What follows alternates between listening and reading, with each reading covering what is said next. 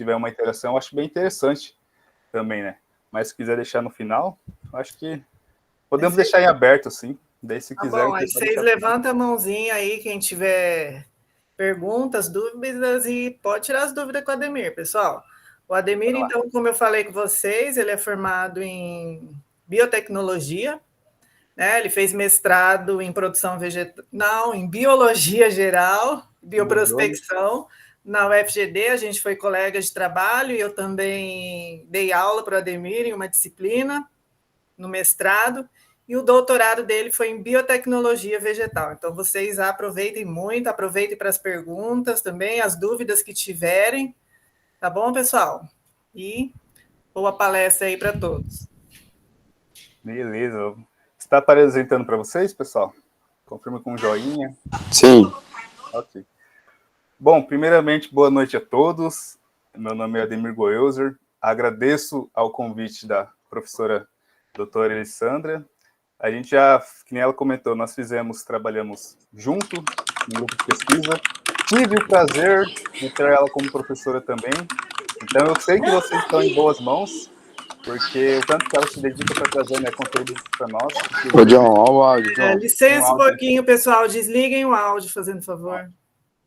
Inclusive, sempre buscando, né, trazer algo fora, além da disciplina, né? Como, por exemplo, essa palestra que eu vou dar para vocês. Porque eu acho muito importante, numa disciplina de melhoramento genético, que é o que a professora comentou comigo, a gente trazer um panorama também do que é biotecnologia vegetal, porque vocês vão ver o tanto que elas andam juntas. Então, só continuando com a minha apresentação, né? Primeiramente, acho que é interessante a gente conhecer nosso palestrador. Atualmente, estou no cargo de coordenador técnico nacional na Unitiagro. A Unitiagro é uma empresa focada na nutrição, fisiologia e tecnologia de aplicação para a agricultura. Então, nós trabalhamos muito forte na parte de desenvolvimento de produtos, utilização, principalmente em grandes culturas como soja, milho, focado principalmente nessa parte da fisiologia e nutrição. Atualmente, estou nesse cargo, desenvolvendo produtos, fazendo palestras, treinamentos, indo em rodas de negociações, justamente para trazer a explicação técnica dos nossos produtos. Até iniciei comentando com a professora que nós temos produtos que, de fato, são alguns que são iguais aos outros, porém com muitas características diferentes. Então, nós diferenciamos do demais. Só um comentário breve de um produto nosso, por exemplo. O nosso produto ele saiu de uma pesquisa da Petrobras. Olha que interessante. E por que tem a Petrobras na história? Nós trabalhamos com uma rocha chamada xisto betuminoso. Esse xisto betuminoso ele tem aqui na região de São Mateus do Sul, próximo de Curitiba, na onde ele é tão rico de compostos orgânicos e minerais que é possível extrair o petróleo dele. Então, a Petrobras que começou a fazer todo o estudo. E desse processo, a gente tem o extrato aquoso do xisto betuminoso, que tem todas as características e componentes, moléculas, que é utilizado como bioestimulante na agricultura, né? Então, só trazendo um pouco um panorama para vocês. Quem puder e quiser conhecer um pouco mais do nosso trabalho, nós temos um Instagram da Unitiagro já trazendo bastante perfil técnico, trazendo conteúdos técnicos, mostrando tudo que a gente faz. Procura no LinkedIn também. Futuramente também, né, quem quiser um futuro trabalho, pode olhar lá, que a gente sempre está postando vagas. Inclusive, temos vagas em aberto. Então, quem tiver disposição, quem quiser conhecer a empresa, estamos abertos à visitação também. Então, vamos trazer aqui um tema para vocês muito relevante quando a gente fala do melhoramento genético, que é a biotecnologia vegetal. Eu procurei trazer para vocês aqui o processo de produção de uma planta transgênica, porque eu não sei o quanto que vocês têm essa familiaridade. E é interessante porque, de fato, quem trabalha aqui no Brasil com plantas transgênicas são os agrônomos. Então, é interessante a gente ter esse conhecimento, porque o melhoramento genético ele é o que começou tudo. Todos os processos do que a gente tem hoje de agricultura se deve ao melhoramento genético. O melhoramento genético, o problema é que ele encontrou uma limitação, que aí veio a biotecnologia vegetal para conseguir, né, trazer esse processo, como, por exemplo, essas plantas transgênicas. Só que a biotecnologia vegetal não é nada sem o melhoramento genético, e vocês vão entender o porquê que está tudo tão alinhado. Então, qual que é essa relação, né, principalmente entre a biotecnologia e o melhoramento genético? Aqui eu gosto de trazer algumas definições, porque, assim, existem definições clássicas, mais antigas, e as mais atuais. Eu gosto do meio termo, porque as antigas, elas já estão mais defasadas, e as atuais, elas abriram tanto a definição, que às vezes nós não conseguimos entender o que significa tal coisa. Então, aqui eu trago sempre uma ali de 94, 96, porque são os anos bons, né? Porque eu nasci nessa data também. Mas, melhoramento genético. Ele é ajustamento genético dos componentes físicos, químicos, biológicos, econômicos e sociais do ambiente. Olha que amplo. Olha como que traz toda essa característica do melhoramento genético. Ele não é apenas você fazer um cruzamento para você ter um genótipo ou uma variedade superior. Ele tem que levar em consideração tudo o ambiente, principalmente na onde está essa cultivar. Então, por isso que eu gosto de trazer muito essa parte da definição, né? Tenho certeza que a professora trabalhou bastante isso com vocês na disciplina. Então, basicamente, ela tem o objetivo de ter genótipos superiores. Então, o que é isso? Você vai ter a combinação de duas plantas que são da mesma espécie, ou até do mesmo gênero, mas que tenham grandes semelhanças, para produzir uma característica melhor em determinada situação. Como, por exemplo, que a gente vê hoje, né? Nós temos plantas que têm uma tolerância maior ao estresse, principalmente o hídrico, porque antigamente, quando que se falava em cultivar no Cerrado, que é da região onde que eu e a professora viemos aí do Mato Grosso do Sul, ninguém falava, por quê? Chove pouco ali, as plantas não se desenvolvem, vai ter muito tempo de estiagem. Só que através do melhoramento genético, principalmente, conseguiu-se produzir genótipos que tenham uma tolerância maior a esses períodos de estiagem. E aí que se aumentou muito esse cultivo no Mato Grosso do Sul, ali onde que é um dos estados em proporção que estão mais crescendo em relação à parte da agricultura. Veio regiões do Mato Grosso, onde não tinha o cultivo de agricultura também, justamente porque a gente sabe que tem determinadas regiões onde que tem muita estiagem. Se a gente falar a parte do estresse térmico, né, um calor muito grande. Então, tudo isso só foi possível através do melhoramento genético, juntando as características de uma planta que tem tolerância a aguentar mais a parte do estresse hídrico, com uma que é alta produtividade. Então, através do melhoramento, você conseguiu esses genótipos. Então, vamos pegar um exemplo, só que, assim, nem tudo são flores, né? Como a gente tem aquela frase clássica. Então, vamos pegar um exemplo aqui de uma característica. Por exemplo, uma soja que tem um maior número de vagens, né? Que você consiga ter uma maior produtividade. Você pega uma soja que tem maior número de vagens, produz maior número de vagens, e uma que é totalmente adaptada a regiões do Mato Grosso, né? Então, como você vai fazer o cultivo entre esses genótipos, o cruzamento, você vai ter, posteriormente, a obtenção dessas progênies, certo? Posteriormente, tem que fazer a avaliação para ver se, de fato, as características foram herdadas, se realmente está lá as duas características que você quer em uma planta. Posteriormente, é feita uma recombinação dessas progênies para você ter a característica do que você quer melhorar, a parte da genética. E daí você vem para o ciclo 1. Esse ciclo, normalmente, ele é repetido aí, para se obter uma característica que é só um número de vagens maior, uma quantidade de vagens maior, é repetido de 8 a 12 ciclos de transformações quando a gente pensa em melhoramento genético. E não é, então, assim, não é do dia para a noite. Quando você vai fazer o melhoramento genético numa planta, você demora cerca de 8 a 10 anos para você ter o sucesso dessas características. Por isso que o que a gente vê hoje em dia pode parecer que é algo banal. Por exemplo, estou roubando aquele milho lá que está muito produtivo, vou pegar ali e o cara não vai sentir nada. Por quê? Através do melhoramento genético, conseguiu-se produzir milhos altamente produtivos que entregam toneladas por hectare. Então, assim, você sai de um melhoramento genético onde você produzia uma quantidade, agora para cada vez mais e mais produtividade, e está cada vez mais e mais batendo sempre essa produtividade, sempre tendo sucesso e um aumento. Por quê? Através do melhoramento genético, através de vários produtos que a gente tem no mercado que ajudam no desenvolvimento das plantas, né? Então, nós temos essas etapas, normalmente, que a gente tem no melhoramento genético. A etapa 1, que é a seleção, cultivo dessas plantas com as características desejadas, que eu trouxe para vocês. Posteriormente, é feito o cruzamento dessas variedades selecionadas. Você tem a formação da muda, aí começa o processo de avaliação para se ter certeza que aquela característica está ali. Posteriormente, faz novamente novos cruzamentos para você poder ter essa herdabilidade maior. Depois de tudo isso, de você fixar as características desejadas, vai para o plantio no campo, produção de sementes, produção de novo cultivar. Vem a etapa de registro, que aqui também é uma etapa muito complexa, ela passa por vários métodos de avaliação de segurança, principalmente, para a posterior comercialização. Então, não é do dia para a noite. E vocês vão ver o porquê que a biotecnologia está aqui e o que ela tem de relação com o melhoramento genético. Principalmente nessa terceira etapa aqui, ó, a variação. Porque, como eu trouxe para vocês, todo esse processo de chegar a 8 a 12 ciclos de transformações é de 8 a 10 anos nos dias mais atuais.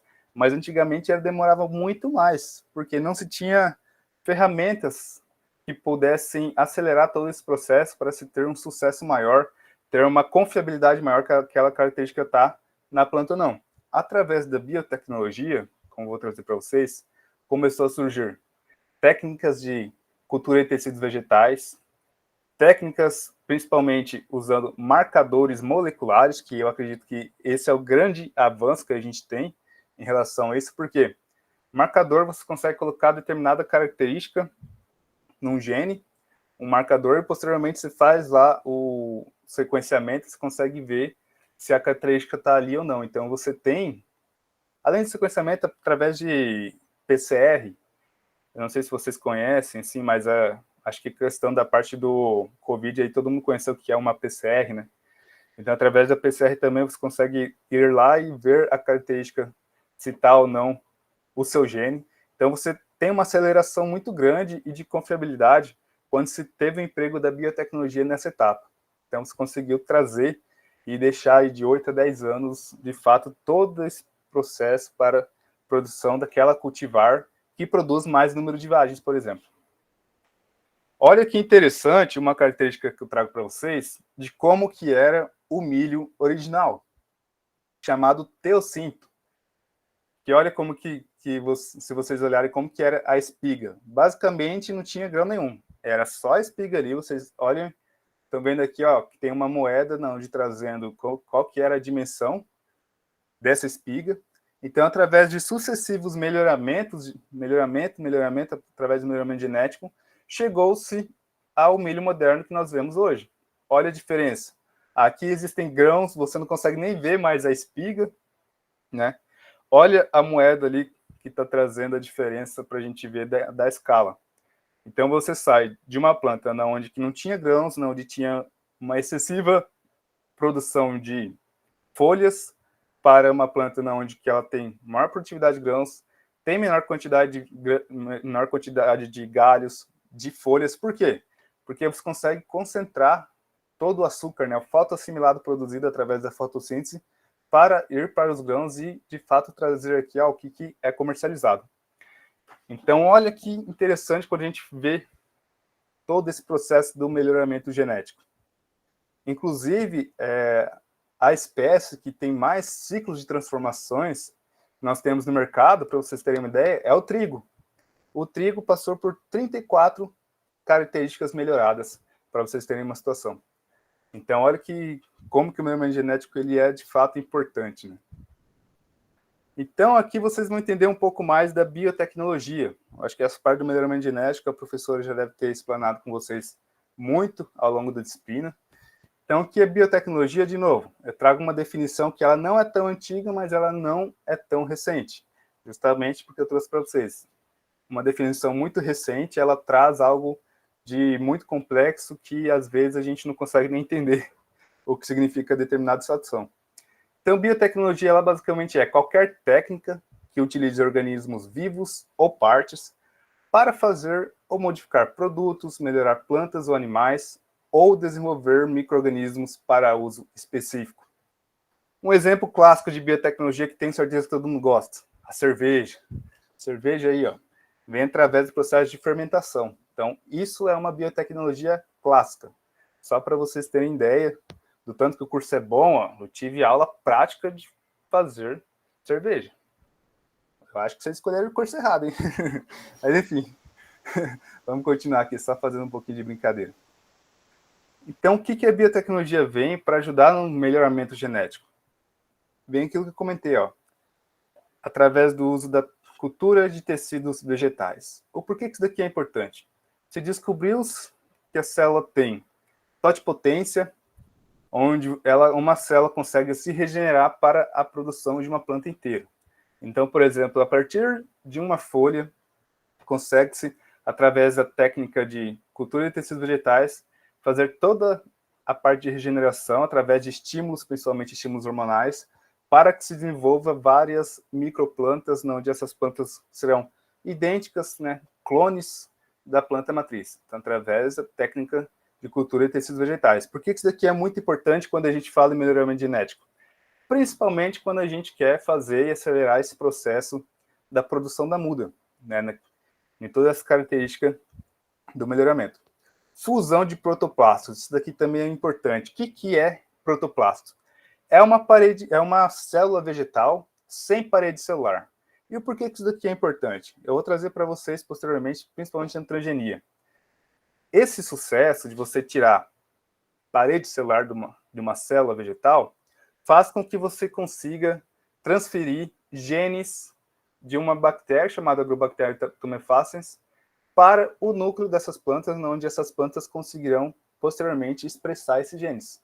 Então, olha que interessante toda essa técnica, o tanto que ela traz de avanço. E que eu trouxe para vocês a parte do marcador molecular. Isso daqui, de fato, para o melhoramento genético é extremamente importante. Porque o marcador molecular é onde você consegue marcar a característica de um gene. Então, você fez aquele processo que a gente comentou. O número de vagens, você tem o gene lá, gene X. Você cultivou com uma planta que é adaptada às condições ambientais do Mato Grosso, uma cultivar. Então, você fez o processo de cruzamento. Como que você vai chegar lá e avaliar isso? Através de marcador molecular, porque você marcou o gene, por exemplo, com uma quantidade de pares de base que tem esse gene. Posteriormente, quando você coloca lá para correr o gel de agarose, você consegue saber se esse gene está sendo expresso ou não. Então, esse marcador molecular traz uma confiabilidade e uma certeza muito maior. Porque antes, no melhoramento genético, você tinha que ver a expressão apenas do fenótipo. Ou seja, você tinha que deixar a planta inteira, cultivar ela inteira, depois avaliar, ver se ela tinha mais número de nós ou não, para aí sim você ter uma possibilidade de realmente aquela característica do gene estar sendo expresso ou não. Já com o marcador molecular, você consegue trabalhar no gene ali, você consegue ver, não precisa todo esse processo de transformação para uma planta ficar adulta para você ver que o gene está sendo expresso ou não. Então, você tem uma aceleração desse ciclo inteiro de você ter as características na planta, nas plantas filhas, né, que nós queremos. E aí vem principalmente a parte da engenharia genética. Vou trazer para vocês através da transgenia, explicando como que se faz a transgenia. Daí você sai lá de 8 a 10 anos para você ter uma característica para entre 1 a 2 anos ser expressa essa característica na planta. Então, vou trazer para vocês o que isso significa. E vou finalizar aqui, não para deixar vocês mais malucos da cabeça, mas só trazer para vocês que é o futuro daqui para frente. Mas só mostrando um pouquinho, que é a CRISPR-Cas9, que é uma enzima, principalmente, que vai ajudar nessa parte da edição genética. Que nós podemos sair até de futuramente nem ter transgênicos, porque ela trabalha com mecanismos naturais. Então, a gente vai ver o que isso significa, né? Trazendo bastante informações para vocês, mas eu tenho certeza que eu não vou... Vocês podem ter certeza que eu não vou trazer algo que vai embananar muito a cabeça de vocês.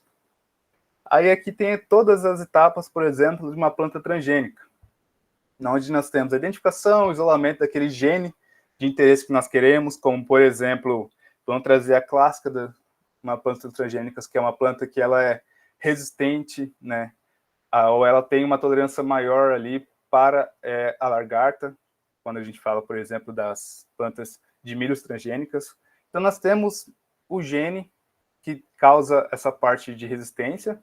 Posteriormente, é feita essa transformação, ou seja, esse gene ser inserido em um vetor, um plasmídio, que eu também vou trazer para vocês depois. Tem uma seleção para poder só usar esses plasmídios que estão transformados. Depois é feita a utilização para você fazer a transferência desse plasmídio para uma planta. Posteriormente a isso é feita a regeneração da parte de cultura de tecidos vegetais.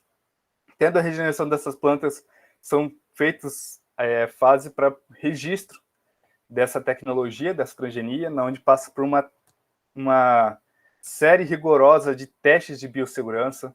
Então, assim, transgênicos, a gente vai trazer ali depois para vocês um panorama. Até trago. Transgênicos, faz mal ou não? Eu, por exemplo, como cientista, principalmente da área, eu tenho uma posição bem formada sobre isso. Então, até vou trazer algumas discussões para vocês verem o porquê que muita coisa se fala, mas o que de fato é real ou não, né?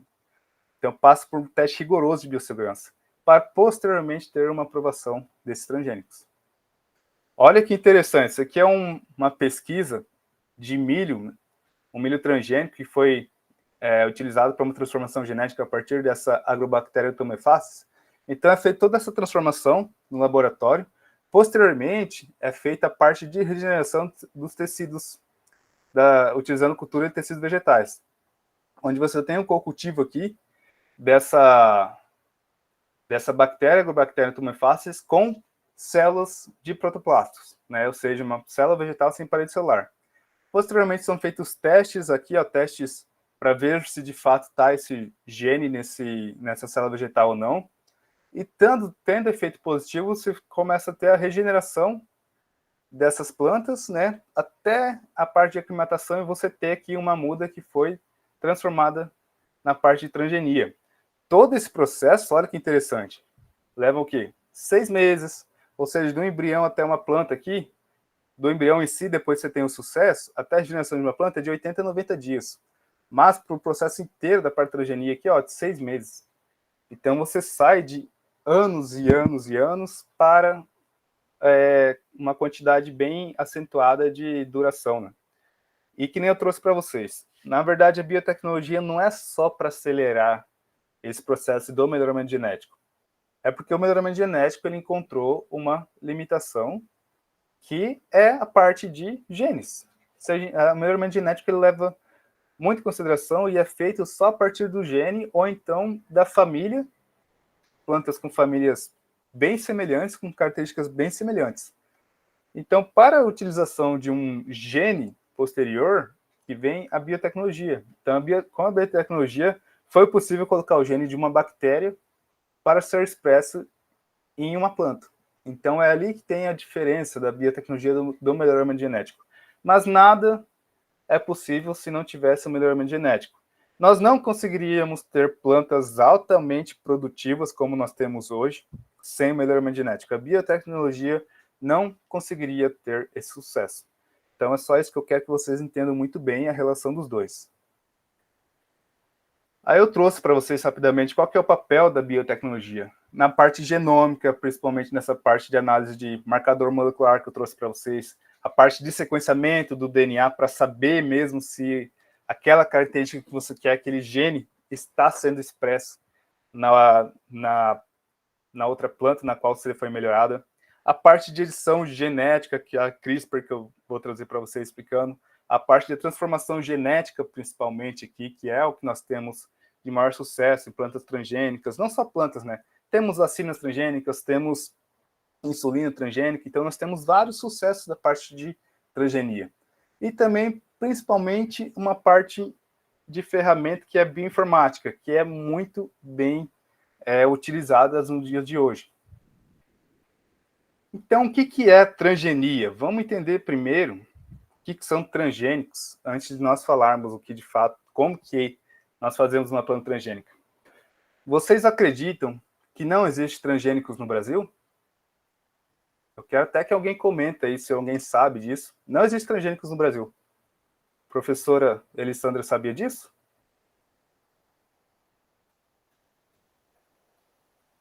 Opa, cadê os alunos aí para Cadê os responder alunos? também? Alguém tem algum questionamento? Sabia que não existe planta transgênica no Brasil? Sabia não.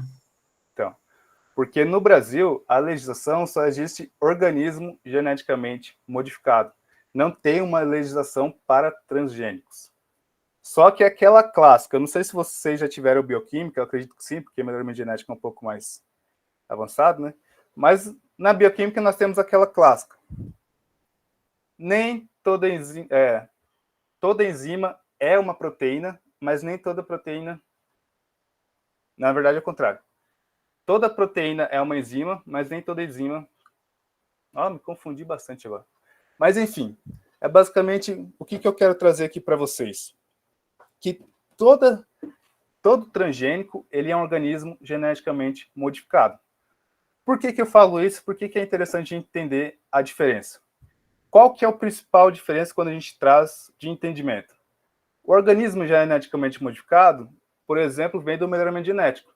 Você trouxe uma característica do número de vagens para uma planta que não tinha uma característica elevada do número de vagens. Então, você teve um organismo geneticamente modificado. Quando você vem para transgênicos, você está colocando o DNA de uma bactéria para ser expresso dentro de uma planta. Então, essa é a principal diferença. E é aí que eu acho que o Brasil podia se atualizar um pouco mais em questão de leis, porque nós só temos organismos geneticamente modificados. Por que um transgênico, ele de fato é um organismo geneticamente modificado, mas ele é muito diferente do que um organismo que foi geneticamente modificado a partir do melhoramento genético. Acho que a gente podia se atualizar em questões de leis para poder entender um pouco melhor e trazer características, né? Só que eu vou trazer para vocês algumas particularidades de como que é feita essa parte de aceite de transgênicos aqui no Brasil. Então, a transgenia visa principalmente essa transferência de genes, onde você vai trazer novas características para determinado processo, como, por exemplo, as que a gente trouxe, de plantas que conseguem agora expressar genes de uma bactéria que vão produzir proteínas onde lagartas ingerem e causa apoptose delas, ou seja, morte das células, por quê? Vou trazer mais para frente a característica importante, mas, por exemplo, dessas proteínas BT, as bactérias ingerem uma proteína que precisa de um pH ácido dentro do estômago delas para começar a ter uma germinação, para produzir cristais para romper as paredes aqui do intestino dessas lagartas, o que vai ocasionar a morte delas. Então, olha que característica interessante através da transgenia, né? Além disso, principalmente, a parte da precisão e benefícios. Por quê? Esses genes, eles precisam de um pH específico, essa proteína, no caso, precisa de um pH específico para começar a liberar esses cristais. E esse pH específico é muito dessas lagartas, essas lepidópteras. Então, nós temos uma precisão muito maior de atuação do nosso público-alvo. Então, todos os benefícios que a gente vai trazer também, como, por exemplo, a parte, principalmente, redução de agroquímicos. Principalmente quando a gente traz redução de herbicidas e pesticidas, né? Eu trouxe para vocês agora o exemplo da lagarta. Nós temos o exemplo clássico também da planta transgênica tolerante ao herbicida, né? Então, traz essa redução desses agroquímicos, melhorando também a parte nutricional dessas plantas, tolerância a estresse, acelerar principalmente aqui processos do melhoramento genético. Então, tem tudo isso onde que a biotecnologia, através da transgenia, vai poder ajudar nesses processos. Então, agora, vamos entrar um pouco aqui para a gente falar um pouco como que se faz uma planta transgênica. Inicialmente, foi se discutido e trouxe o tema como tecnologia do DNA recombinante. Essa tecnologia do DNA recombinante ela pode ser empregada em diversas áreas, diversos setores. Então, pegou-se essa tecnologia do DNA recombinante e aplicou-se para a planta para a produção de plantas transgênicas. Então, vamos entender como que ocorre esse processo. Isso tudo foi possível através de uma descoberta que foram as enzimas de restrição. Quem que são essas enzimas, né? Quando a gente fala em enzima, a gente sempre pensa em quê? Em corte, né? Então, aqui nós temos um exemplo de uma bactéria, que ela está aqui toda estruturada, E aqui em cima ela está entrando, está tendo um ataque de um vírus, porque vírus são fitas de DNA aí de 8 a 12 nucleotídeos. Esses vírus vão causar várias reações aqui que vai vir a ter morte de uma bactéria, por exemplo.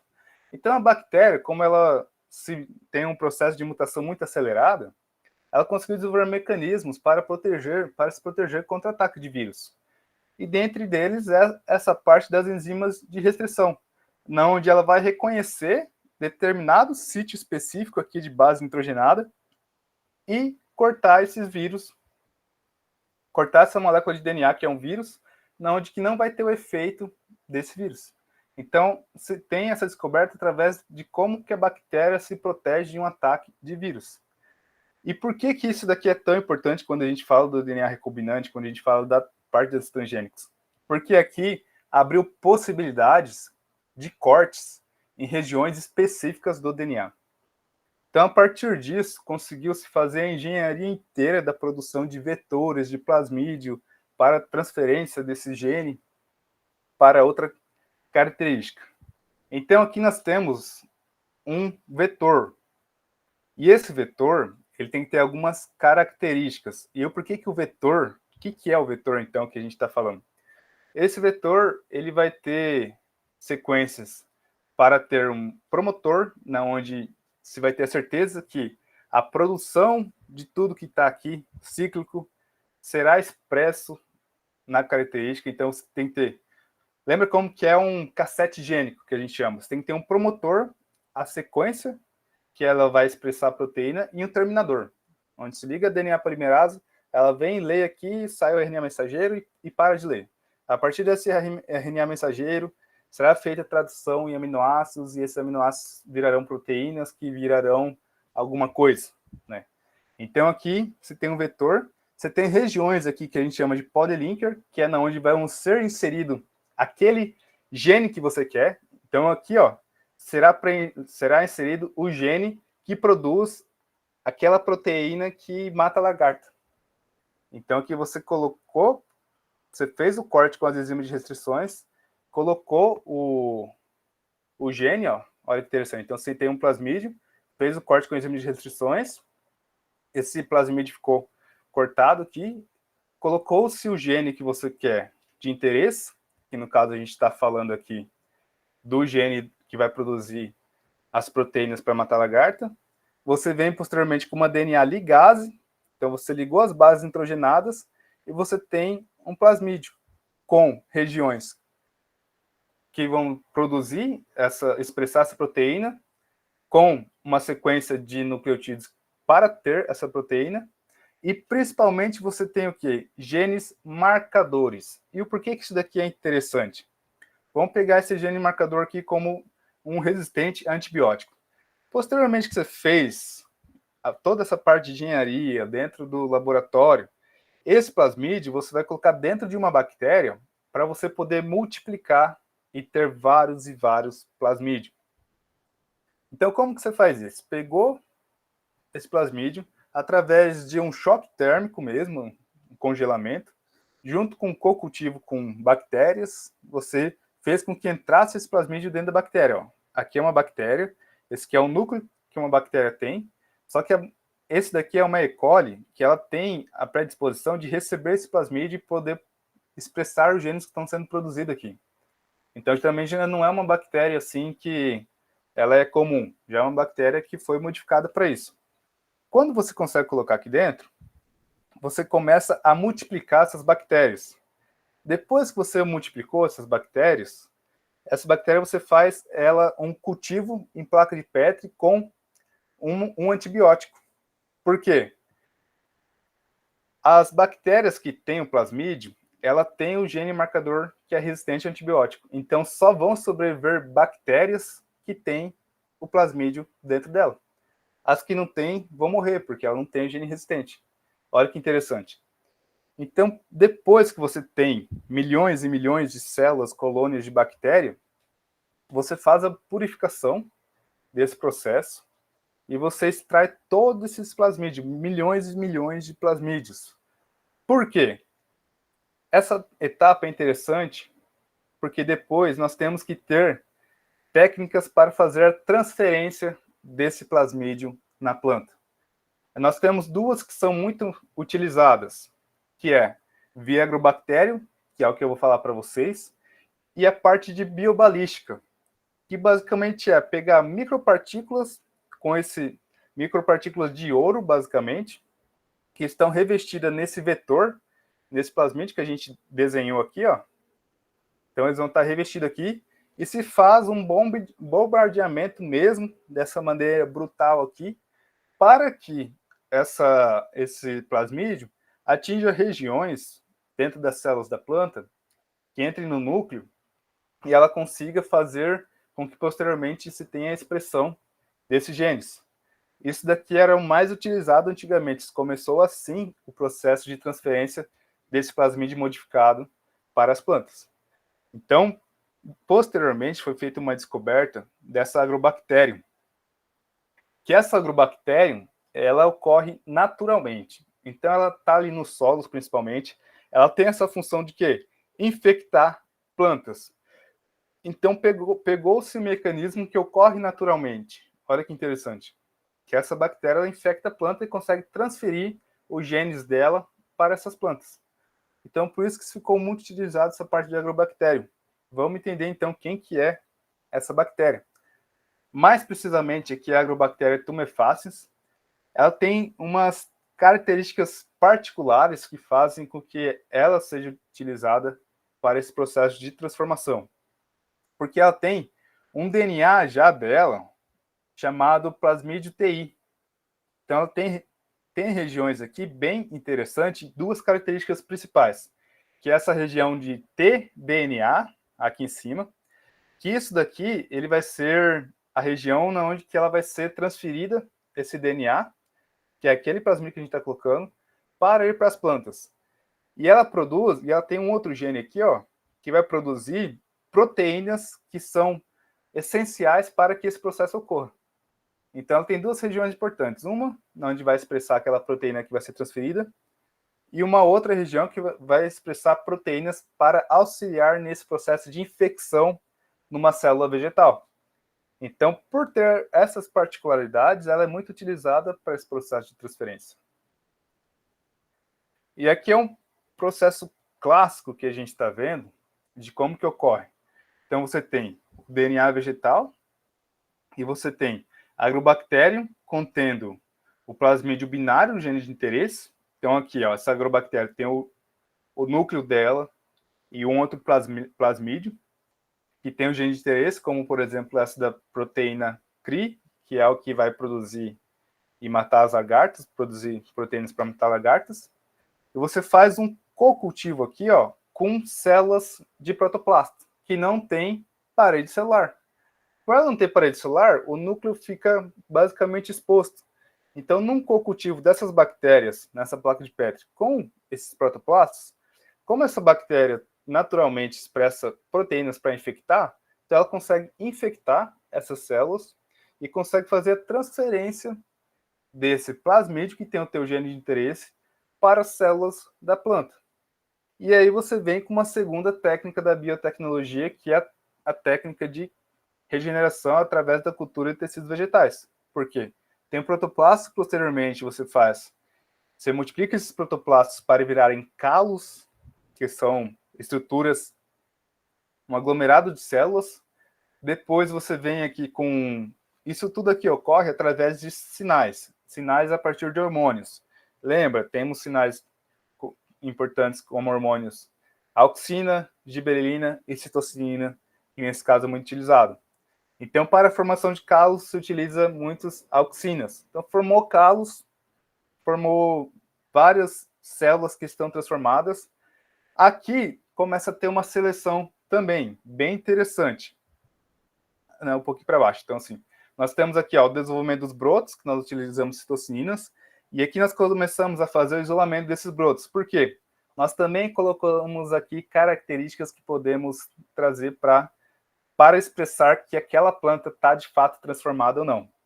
Então aqui nós temos uma característica bem marcante, que é, por exemplo, as células que são resistentes também à parte de uns antibióticos.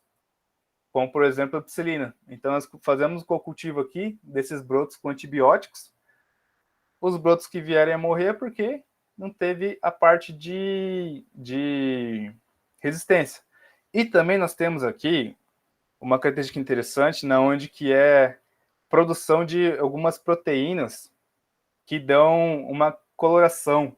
Por exemplo, proteínas que dão uma coloração, isolamento que dão coloração um pouco mais azulada, quer dizer que está tendo uma degradação do gene GAN, de uma proteína chamada GAN. E essa proteína, ela só é expressa se não teve uma inserção do seu gene.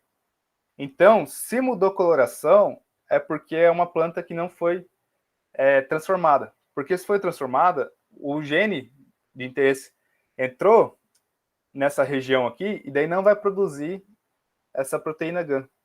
Então, fazendo com que fique tudo sem uma transformação.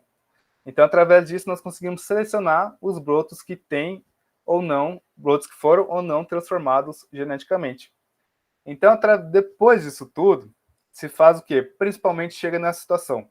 Testes moleculares para ver, de fato, se está sendo expresso ou não aquele gene da bactéria, se está ou não integrado no genoma vegetal.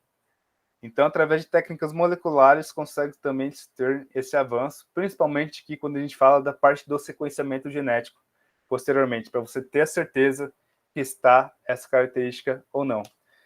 Então, olha como que funciona, bem resumidamente para vocês, o processo de transformação de uma planta transgênica. Depois é feita a seleção, né, que eu falei para vocês, utilização de marcadores, é feita uma confirmação através de uma análise molecular, da parte de sequenciamento genético. Depois se vê a expressão fenotípica também, né, vermos se, de fato, essa planta que foi transformada geneticamente, se ela está sendo tolerante ou não ao ataque de lagartas, né? E depois vem uma série de registros, e aqui vem uma parte importante. Esse registro com plantas transgênicas é muito pesado a parte da avaliação da biossegurança, principalmente. Porque tem que se levar isso muito em consideração, porque a gente está trabalhando com genes diferentes, genes de uma bactéria dentro de uma planta. Então é feita uma série de experimentos bem rigorosos para se ter avaliação. Tendo uma avaliação positiva, aí vai de acordo com cada região, cada país, o processo de validação dessas plantas transgênicas. Aqui no Brasil, então, quem regula isso é o CTNBio. O CTNBio, eu tive um professor na biotecnologia vegetal, chamado Antônio Chalfun, lá da Universidade Federal de Lavras, na UFLA, que é onde eu fiz o meu doutorado, em Minas Gerais, e ele foi dessa comissão por muitos e muitos anos. Ele falou que é um processo muito rigoroso, que é bem difícil você fazer o registro de uma planta transgênica, e faz-se uma série de avaliações. Então, depois disso tudo, feito todo esse processo, aí sim é uma planta segura para ir para o ambiente e ser cultivada. Então, ele trouxe assim que, às vezes, o pessoal traz, não, planta transgênica causa câncer, que eu vou trazer para vocês depois o porquê disso. Caso câncer, caso não sei o que, a gente não sabe o que vai acontecer e tal. Tá, mas a técnica em si, quando a gente vem e faz todo esse processo, ela não tem... ela tem total segurança de não transferir, por exemplo, o DNA dessa bactéria para o ser humano. Porque nós iremos comer o milho e derivados de milho, certo? Então, nós não vamos ter a transferência dessa bactéria para nós. Então, esse processo também é avaliado. Então, é muito difícil ser aprovado um produto onde não teve um processo rigoroso de segurança. Só para você ficar bem claro sobre isso. Aqui eu trago uns exemplos práticos de plantas transgênicas, que é isso que a gente comentou agora, como, por exemplo, o milho BT e o algodão BT. O que é o BT, né? O BT é Bacillus thuringiensis. Então, o que acontece? Colocou-se o DNA de uma bactéria, que eu comentei aqui anteriormente para vocês, através de toda aquela parte de transformação genética, para ser expresso numa planta. Essa planta produz essa proteína chamada CRI. Essa proteína, quando há a ingestão dela aqui pelas lagartas, ó, então foi lá, ingeriu, seja do milho BT, do milho ou do algodão BT, então teve a ingestão, quando ela encontra aqui na parte do intestino uma região onde com pH específico, essa proteína ela germina e viram cristais. Esses cristais, aqui está todo o processo, vão causar basicamente furos aqui no intestino dessa membrana, no intestino dessa lagarta, causando furos e furos e furos, e vai fazer com que tenha morte celular, posteriormente tenha asepsia e a morte dessa lagarta. Então, olha que interessante como funciona a tecnologia BT que nós temos no milho, no algodão, também foi inserido na soja, justamente porque você tem a resistência desse inseto praga. Então, você tem proteínas ali que são bioinseticidas. Com isso, você tem o quê? Menor uso de inseticidas, menor uso de agroquímicos. Então, por isso que é tão interessante, principalmente quando a gente vê aqui lagarta e algodão, um negócio devastador quando vem essas lagartas, né? Apesar de termos vários agroquímicos que controlam muito bem, nenhum teve um sucesso tão grande como um milho BT, um milho transgênico. E aí a soja, né? A soja resistente ao Roundup, resistente ao glifosato. Soja, o milho também hoje em dia se colocou. Como que ela funciona? Basicamente, vamos entender primeiro como funciona o herbicida glifosato. O herbicida glifosato, ele vai vir aqui inibir essa enzima aqui, ó. 5-enol, piruvol, 3-fosfato, que é o EPSPS. Esse processo aqui vai fazer com que a planta produza fenilalanina, tirosina, triptofano, vão produzir principalmente aminoácidos, então vão ajudar todo nesse processo da planta, da produção de alimentos, principalmente. Então, quando se coloca um herbicida, como o glifosato, a planta morre basicamente de metabolismo. Ela não consegue realizar todo o seu metabolismo e ela morre de fome. A grosso modo dizer, a planta morre de fome. O que tem, então, no glifosato, numa soja transgênica que é resistente ao glifosato? Ela basicamente faz com que inibe a ação do herbicida nessa enzima. Então, faz com que o glifosato não consiga inibir a atuação dessa enzima nessas plantas. Então, por isso que você pode fazer o banho de glifosato, em uma lavoura, onde que plantas que não são transformadas geneticamente morrem e a planta de soja não, porque ela consegue inibir a atuação do glifosato aqui de se ligar a essa enzima, então ela não afeta em nada o seu processo metabólico da produção de alimento. Olha que interessante como funciona plantas transgênicas. Por isso que ela é tão específica, ó, que nem eu trouxe para vocês. A partir de um pH específico dessa lagarta, que vai produzir esses cristais. A planta tem que ter engenheirada aqui para o herbicida não atacar essa enzima específica. Então, a precisão, a especificidade é muito grande. Então, assim, é uma técnica que ela veio totalmente para mudar o processo de produção de alimentos no mundo. Então, sem ela, a gente conseguiria produzir? Conseguiria, obviamente, porque sempre se produziu. Mas não atingiríamos níveis tão altos, tão elevados como a gente atinge agora. Inclusive, isso aqui eu vou trazer mais para frente, só para puxar aqui. Isso é algo que a gente tem que tomar cuidado quando a gente fala de transgênicos. Se faz bem, se faz mal. Às vezes não é os transgênicos, mas sim como eles estão sendo utilizados. Por quê? Nós, nas disciplinas, aprendemos que não tem que se utilizar uma lavoura 100% com plantas transgênicas. Por quê? Deve-se ter, no mínimo, 10% de plantas que não são transgênicas, que a gente chama como refúgio gênico. Por quê? Tem que ter plantas que, na onde a lagarta pode comer e ela não vai morrer. Por quê? Você consegue não ter uma maior resistência dessas lagartas. Porque a partir do momento como você trabalha com 100%, não tem esse refúgio gênico, em um determinado momento essas lagartas podem vir a ser resistentes. Por exemplo, não ter mais esse pH ácido específico. Então, quando a gente acelera muito esse processo de trabalhar 100% plantas transgênicas, pode vir a futuramente ter esse problema onde você não vai ter uma resistência tão grande dessas lagartas. Então, você começa a acelerar vários processos aí de mutações. dentro dessas lagartas para elas conseguirem sobreviver. Por isso que é interessante o refúgio gênico. Só um exemplo. E aqui, só trazendo para vocês um panorama onde que serão cada vez mais utilizados, e eu não sei se vocês conhecem já, mas só apresentando um pouquinho para vocês, a CRISPR, tecnologia CRISPR-Cas9. Pesquisadoras ganharam o prêmio Nobel recentemente por causa dessa descoberta, porque o que acontece? Qual que é a diferença dela? Basicamente, você trabalha aqui com um RNA guia. Esse RNA guia é uma região específica onde ele vai atuar dentro do gene para poder ter um corte, um silenciamento gênico.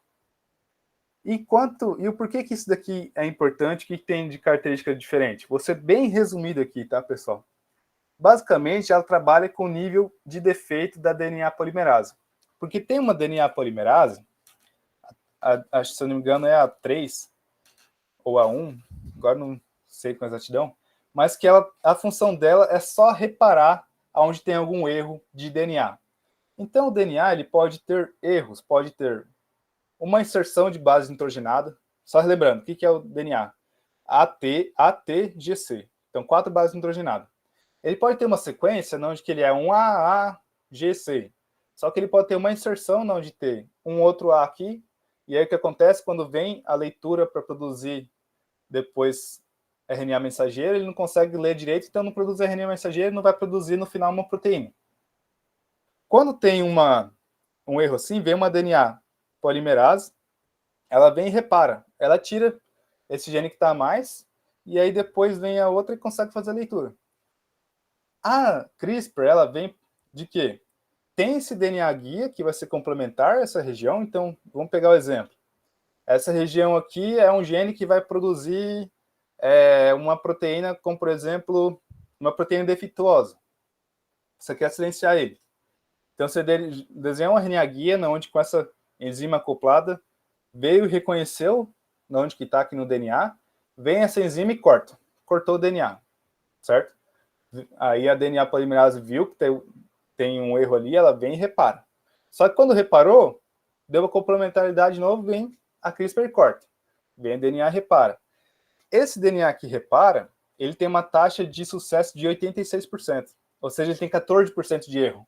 Então, nesse momento, onde vai reparar, ele pode reparar de uma maneira errada, colocando de novo aquela base nitrogenada, não colocando aqui uma base nitrogenada onde tinha, e daí depois não vai expressar essa proteína. Então, ele trabalha com o erro natural que existe. Por isso que ela veio como uma parte de trazer, de fato, um sucesso muito grande na parte de silenciamento gênico. Então, vai ser utilizada aí, principalmente, no ataque de pragas, vírus, bactérias, fungos, nematóides, que é um negócio tão devastador, né? Então, numa planta modificada pela CRISPR não vai ter tudo isso. Então, é o futuro, de fato, essa parte dessas tesouras moleculares para ter essa parte de edição genética. Então, escuta o que eu estou te falando, vocês vão ouvir falar muito mais sobre o CRISPR futuramente. Então, aqui, para a gente... Alguém vai perguntar? Tem como aumentar essa... Travou aqui, eu não sei se foi para mim. Repete. Igor. Tá ouvindo? Agora sim. Tem como aumentar essa taxa de erro? Ou só vai ser esse efeito de corte? Não, até que tem, porque você começa a trabalhar com outros tipos de mecanismos, e daí não é que você vai trabalhar com, melhorando esse erro de 14% ali. É que você vai trabalhar com outros mecanismos para você ter maior sucesso. Então, assim, pode variar e realmente ali é um erro padrão, mas você pode melhorar mecanismos para fazer com que ela erre mais, entendeu? E assim, essa é uma técnica, por que ela é tão interessante? Porque normalmente se desenvolve técnicas para corpo humano, tudo que tem de molecular, tudo que tem de... A gente viu aí da Covid, vacinas de RNA mensageiro e tal, tudo é por corpo humano. As plantas, elas ficam lá depois que já está tudo bem caracterizado no corpo humano. Tipo, a gente quase que pega o resto, digamos assim, a sobra. Quando a gente está falando da CRISPR, a gente está falando de uma técnica que nós estamos iguais às pesquisas com os seres humanos. Então, a gente está junto com isso. Os seres humanos têm muito mais pesquisa, só que a gente também está ali. Então, essa parte de silenciamento gênico está bem interessante. E o que o pessoal está querendo fazer? além de trabalhar com silenciamento gênico, a própria inserção de genes. Só que por que o silenciamento gênico apenas é tão interessante? Para a gente poder, por exemplo, a Europa não utiliza muito plantas transgênicas ou produtos derivados de plantas transgênicas. Quando a gente trabalha com um mecanismo que ocorre naturalmente, nos Estados Unidos, por exemplo, eles trazem que uma planta que foi modificada pela tecnologia CRISPR não é um transgênico, porque você está trabalhando com um mecanismo natural que já existe. Você não está inserindo um gene que não é da espécie, só está silenciando um gene de determinada característica. Então, você começa a fugir um pouco do que de fato é transgênicos, né? Então, já que tem, por exemplo, a Europa, que não tem uma aceitação muito boa em relação a isso. Então, é bem interessante essa tecnologia. Eles têm alguns vídeos no YouTube. Quem tiver uma curiosidade maior, recomendo que assistam. Mas, obviamente, cuidado com a informação. Muito cuidado. Se eu, como pesquisador, agora que estou trabalhando na área para a área da agronomia, o principal conselho que eu dou para vocês é cuidado com as informações que vocês recebem. Tem informações que não são verdadeiras. Ou tem informações que não mudam nada. Como, por exemplo, assistindo um vídeo esses dias do cara fala da importância do boro para a planta de soja, falando que o boro ele é importante porque ele faz parte para produzir a uracila. A uracila faz parte do RNA mensageiro, né? Troca lá a timina por uracila no RNA. Aí o cara está me falando que eu tenho que, então, adubar uma planta com boro para poder ter mais uracila, para produzir mais proteínas, para produzir mais grãos, por acaso, por exemplo. Cara, a planta vai produzir uracila de qualquer jeito. Então, assim, não é porque você está colocando mais boro que a planta tal não está produzindo uracila. Então, assim, a gente tem que tomar cuidado no acesso da informação, tá? Só isso que eu passo para vocês. Então, o próprio vídeo no YouTube tem vários falando da CRISPR de uma maneira totalmente errada. Só que é interessante demais a gente conhecer isso, porque é o futuro. Vocês são o futuro. Então, a gente está falando de um futuro aí, vocês vão ver daqui 5, 10 anos, o tanto que isso vai ser cada vez mais conhecido, porque aí para fora já está. Então, aqui eu trago uma pequena polêmica. Queira não, é muito grande. Mas afinal, transgênicos fazem mal ou não, principalmente para a saúde humana? E aqui eu já começo trazendo para vocês o porquê que tem dessa polêmica. Porque aqui foi publicado, lá em 2012, um artigo com pesquisadores aqui, se eu não me engano, da França. E essa é uma revista muito bem conceituada. Na onde eles trouxeram uma pesquisa conduzida durante 2 anos em ratos, onde eles trouxeram, onde um grupo de ratos foram ingerido um alimento que foi aplicado o Roundup, que no caso é o glifosato, e um outro grupo ingeriu alimentos que tinham origem de uma planta transgênica de milho, que é essa planta que é resistente ao glifosato que a gente trouxe ali, só que a gente trouxe da soja, né? E aqui tem uma coisa bem interessante, bem marcante. Esse daqui é o artigo original. Esse daqui é o artigo desse link. Posso passar esse link posteriormente aqui para vocês entrarem nesse artigo, onde está com essa informação aqui, retratado. E o porquê que tem dessa polêmica toda? Entra no artigo, ele está com isso aqui, retratado. A gente está falando de pesquisa científica de alto impacto, tá? Não é uma pesquisa no nosso quintal de casa. A gente está falando de uma revista com pesquisadores bem até renomados, trazendo algo tudo. Por quê? Quando colocou as plantas, ou esses ratos, para ingerir esses alimentos, um de origem Roundup e outro de origem de plantas transgênicas, esses ratos apresentaram tumores. E esse daqui é o artigo publicado. Olha aqui, lá em 2012. Então, eles concluíram que alimentos à base de origem transgênicas e alimentos que receberam banhos de herbicidas glifosato causavam o quê? Tumores em ratos. E o porquê que isso é tão polêmico, o porquê que isso está retratado? Logo quando publicou em 2012, começou a comunidade científica a mandar uma série de retratações, série de críticas a essa revista, porque até então todo mundo tinha N pesquisas, publicações mostrando que não tem esse impacto para origem animal, que não causava câncer, e por que esse artigo trouxe tudo isso, né? Revista de alto impacto. Aí o que aconteceu? O editor-chefe solicitou para os pesquisadores todos os dados brutos, para poder avaliar e se concluir o quê? Aqui, ó, essa que é uma conclusão que foi traduzida de Google Tradutor, mas isso daqui é um print da página ali, pode entrar na página, está toda essa parte de retratação, onde ele explica que utilizou e trouxe. Então, o editor-chefe, através dos dados brutos, ele não encontrou nenhuma evidência de fraude ou alguma coisa de uma intenção de modificar os dados brutos. Só que teve algumas características que preocuparam e, posteriormente, após a análise, vocês vão ver o tanto que foi um pouco absurdo até esse artigo. Então, eles viram que o número de animais desses ratos e também a estirpe selecionada causava algum tipo de dúvida. Por quê? Foi utilizado um baixo número de animais, no caso, 200 animais em 2 anos. É um número muito baixo. Então, nesse número baixo, você não pode tirar nenhuma conclusão definitiva em relação à mortalidade.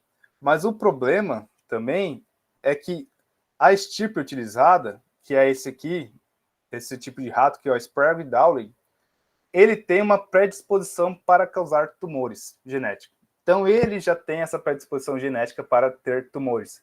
Então, não se sabe se a variabilidade ocorreu a partir de uma condição normal, que ele já ia desenvolver, ou se foi a ingestão ou não desses alimentos transgênicos.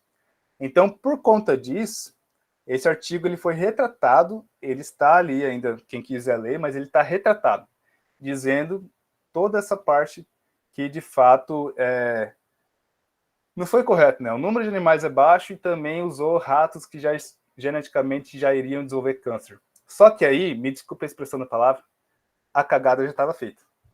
Você vê em um artigo de alto impacto, você começa a ver esse tipo de resposta. Isso cai no conhecimento popular.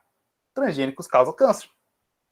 E não causam câncer, pessoal. Já tem aí, ó, mais de 2.000 pesquisas conduzidas em órgãos regulamentados pela OMS, pela FAO, em determinadas situações, muito bem caracterizado, com uma pesquisa totalmente científica, sem nenhum tipo de indução. Então, em 200 pesquisas conduzidas nos últimos 25 anos, principalmente na Europa, nenhuma delas encontrou uma evidência de que esses alimentos transgênicos eles podem causar câncer ou outras doenças em seres humanos ou animais, tá?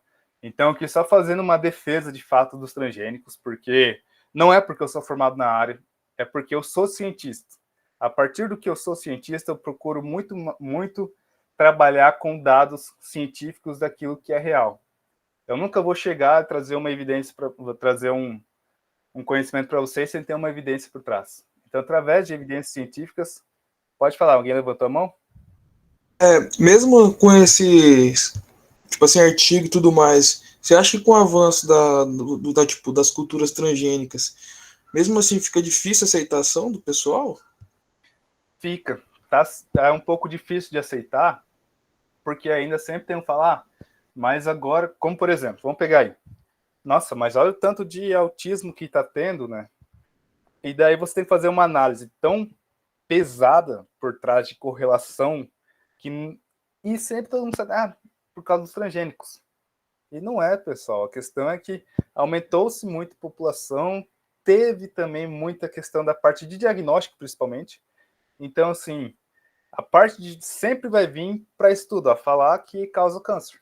Que ninguém vai ler, vai entrar nesse link e ver que está retratado, ver que o artigo está com isso daqui, ó, retratado, podem entrar lá, está escrito assim, ver depois a explicação da revista, do editor-chefe da revista, uma revista de alto impacto, trazendo tudo isso, e mesmo assim ainda causa câncer. Alguém mais vai falar? Será que essa opinião negativa pelos resultados que a produção ela vai ser industrializada e muitos alimentos industrializados eles vão ser prejudiciais por sua composição? Isso. Agora você entrou em algo que eu queria. Ainda bem que você puxou esse gancho aí, que eu estava esperando isso mesmo. Não são os transgênicos que fazem mal, mas o seu uso, determinado uso, pode vir a ser ruim. Eu trouxe para vocês ali anteriormente. A gente estuda. não se pode fazer o cultivo 100% da área com transgênico. Você tem que ter o refúgio gênico. Se você não faz isso, basicamente hoje em dia não se faz, né? Trabalha 100% transgênico, você vai causar o quê? Resistência cada vez mais resistência. Você está trabalhando com monocultura, só um tipo de cultivo ali, você está trazendo o quê? A parte da biodiversidade, isso também está mudando muito. Quando você vem para a produção de alimentos, você está saindo de um pool de alimentos que tinha antes para algo mais específicos, como o tanto de alimento que a gente tem hoje em dia de origem de soja, origem de milho, como era antigamente, não tinha tudo isso. A gente vem para a parte industrializada, vem para compostos químicos que fazem com que você tenha um maior tempo de vida útil de prateleira. Isso é algo, por exemplo, que o melhoramento genético foca muito, aumentar a vida útil de prateleira. Então, todo esse processo, a gente começa a trabalhar como um todo. Então, tem determinadas situações que, colocado essa origem de alimentos, começa a ser ruim de verdade. Só que a gente sempre vem naquela lá, ó, é os transgênicos. Poderia ser qualquer alimento, o leite. O leite tem um banho químico grande ali para poder manter a proteína. Pode vir a desenvolver câncer quem ingere muito leite. Então, assim, falar que é os transgênicos é algo que a gente sempre tenta achar um culpado. E através de pesquisas científicas, ó, dos 2.000 pesquisas científicas, esses que são dados que tem na CTN-Bio, você pode entrar na Organização Mundial de Saúde, você vai achar também. Então, a gente não está falando de um instituto só de pesquisa aí que não é muito conhecido. A gente está falando de gente que é totalmente renomada, que não estaria à toa. Esse professor que eu tive, que ele trabalhou e participou, ele falou que é muito mais fácil você ganhar 20 vezes na Mega Sena do que você ter um DNA bacteriano a partir dessa planta transgênica e ser inserido no seu gene. Então, essa discussão que eu trago para vocês, assim, não é para vocês começarem a defender os transgênicos também, né? Mas tem uma hora ou outra que é difícil. Eu chego numa determinada situação, gosto de brincar um pouco, pessoal. E aí, você gosta de transgênico? Come alimentos de origem transgênica? Não, eu não como. Por quê? Porque causa câncer.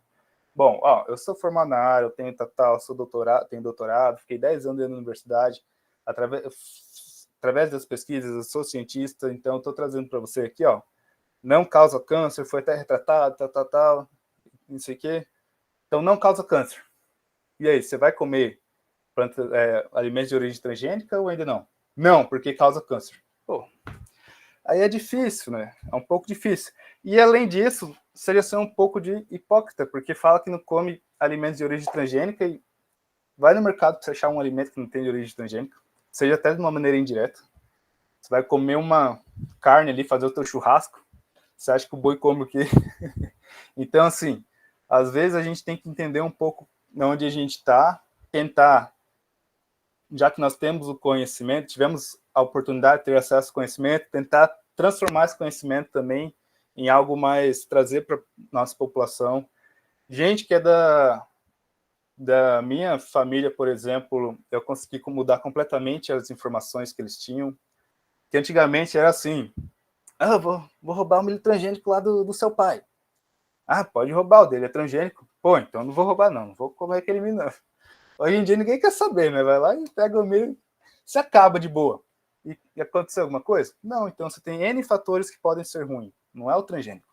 Muitas das vezes é a forma que você usa o transgênico. Né? Então é uma resposta interessante. E olha aqui para vocês verem, isso aqui é o quanto de transgênicos estão sendo aprovados pela CTN-Bio. Em 98 foi um marco, onde aprovou principalmente ali a soja transgênica resistente ao glifosato, e aqui a vacina que na verdade é a insulina transgênica. E olha que interessante, aqui teve um pool de plantas que foram aprovadas, 2008, 2010, 2011, onde começou vários estudos e trazendo características novas, e aqui em 2018 para frente teve muito mais plantas transgênicas aprovadas. Só plantas não, teve outras também, micro-organismos principalmente. E o porquê que aqui tem intervalo? 2018 e 98, o tanto de registro. Por quê? Um registro aqui no Brasil de patente, ele dura 20 anos. Então, durante 20 anos aqui, ó, ficou-se para a Monsanto lá o registro da parte das plantas transgênicas resistentes ao herbicida glifosato. Em 2018, onde completou 20 anos e caiu essa patente, é o tanto de registro que teve a mais, porque começou a ter várias outras variedades, outras variações, outros cultivares resistentes a esse herbicida de outras empresas. E olha que interessante, 2013 está caindo. Por quê? Principalmente, todas as características transgênicos já foram feitas, e o que eu trouxe para vocês, a comunidade científica está focada na CRISPR. A CRISPR que está trazendo características novas para a parte de organismo geneticamente modificado. Então, a gente está vendo uma queda aqui, por conta que, primeiro, já está sendo utilizado todas essas plantas transgênicas no mercado, e depois com tecnologias novas.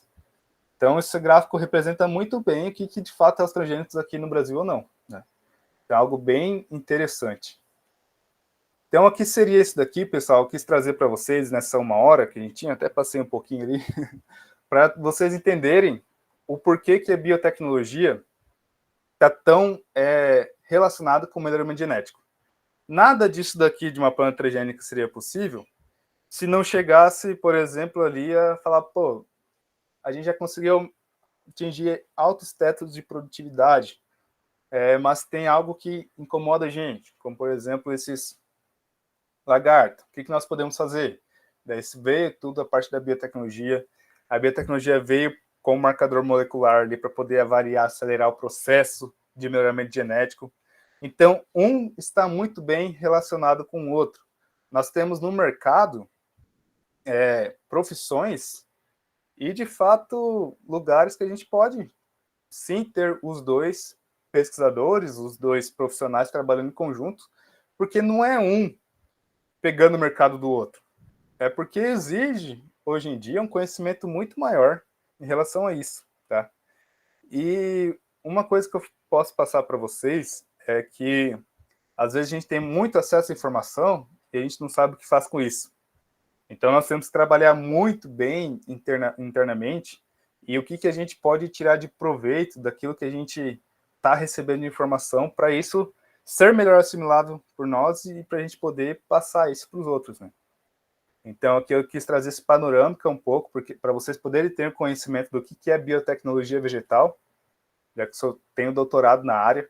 A parte molecular é pesadíssima, eu trouxe para vocês o resumo do resumo do resumo, porque vocês não iam conseguir aprender isso aqui em 30 minutos, o que eu levei para aprender em 4 anos, por exemplo. Né? Então, mas é interessante essa discussão, e agradeço novamente a professora por ter me convidado e poder trazer para vocês aqui o que de fato é, e a relação da biotecnologia vegetal com a agronomia. Aqui tem as principais referências que eu utilizei.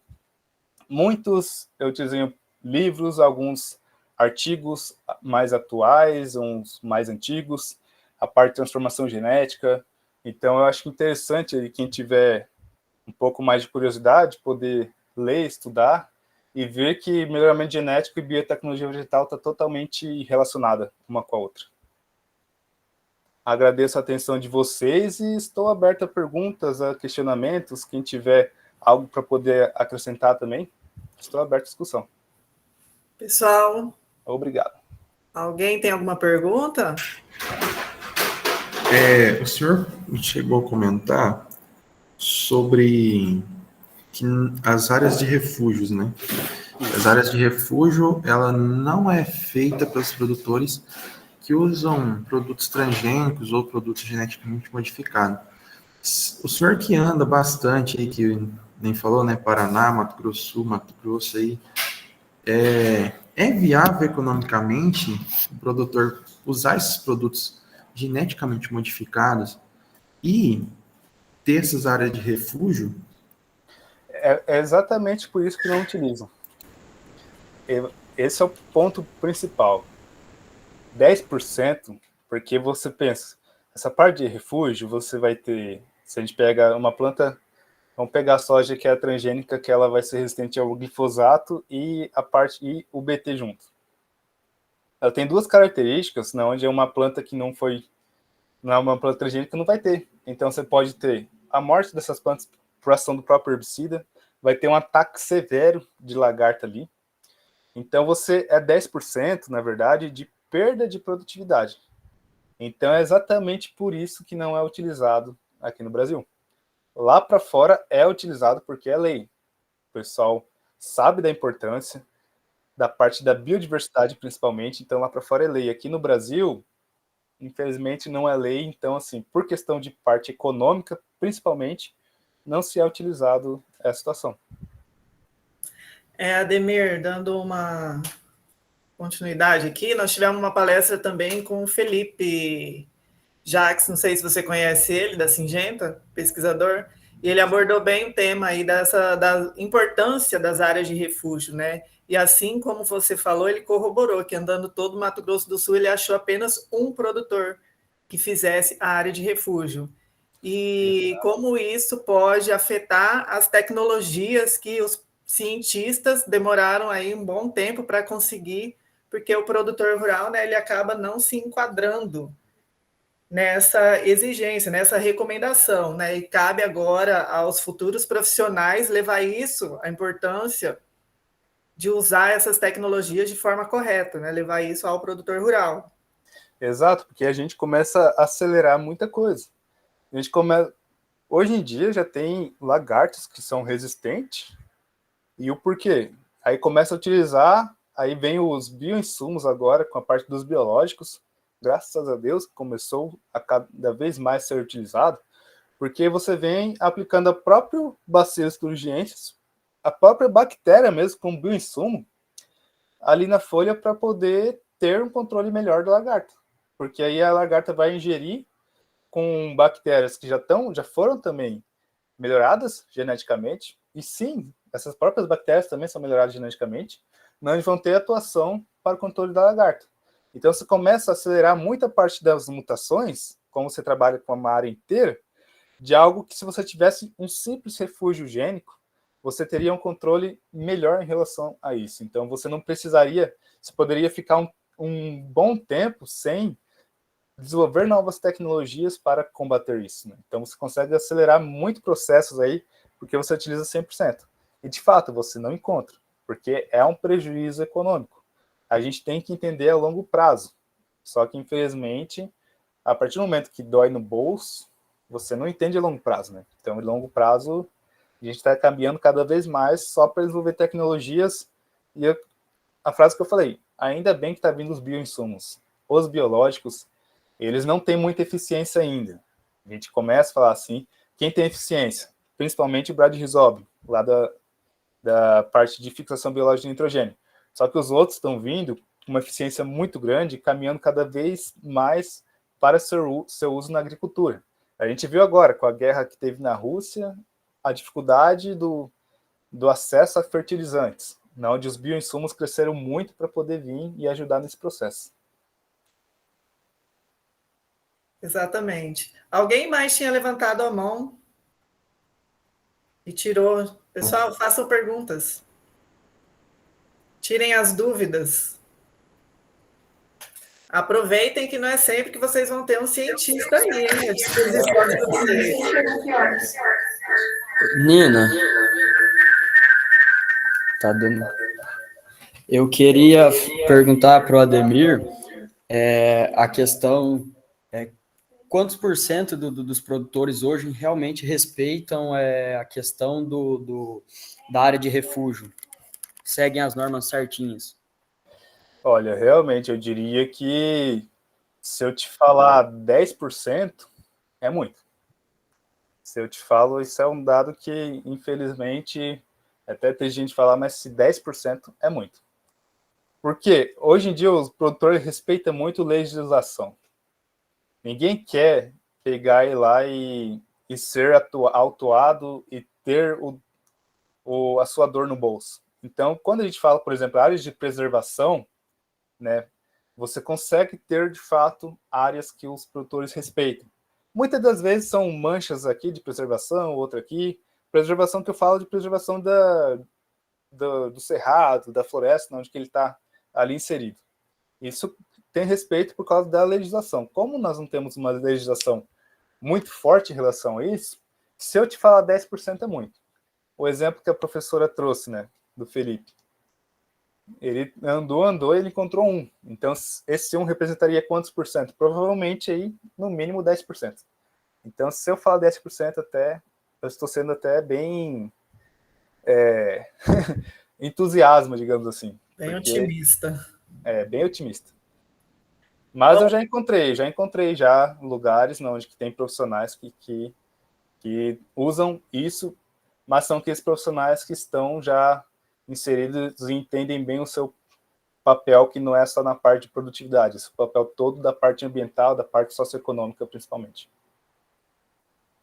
Bom, eu vou seguir a ordem das mãos levantadas aqui. Igor,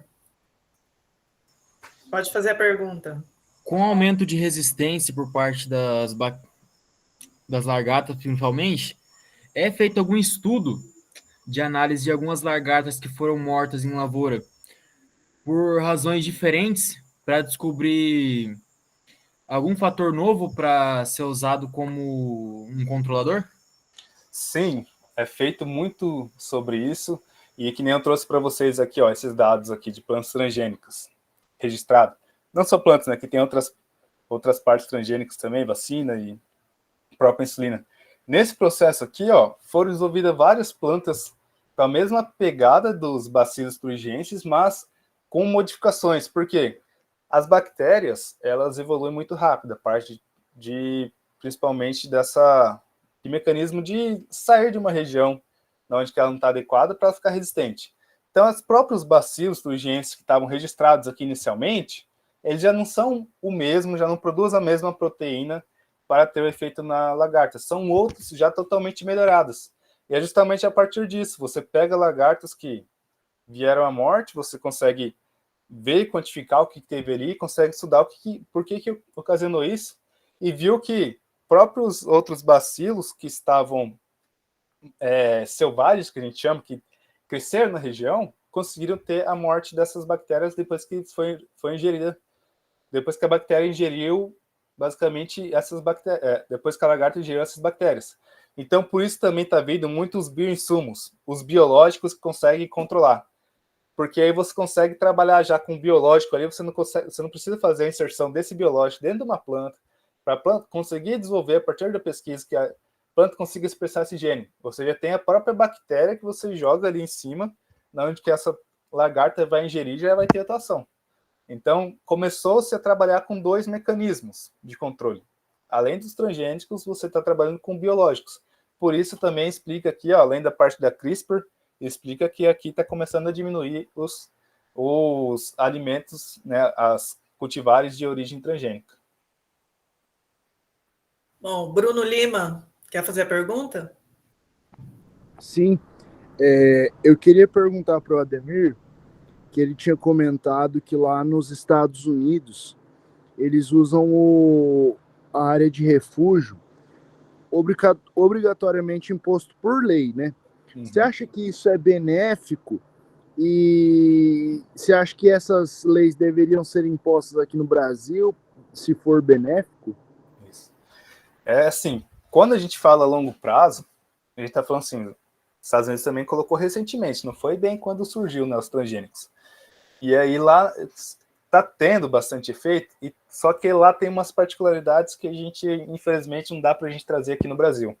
Porque aqui no Brasil nós temos áreas maiores, nós temos cultivos em áreas maiores.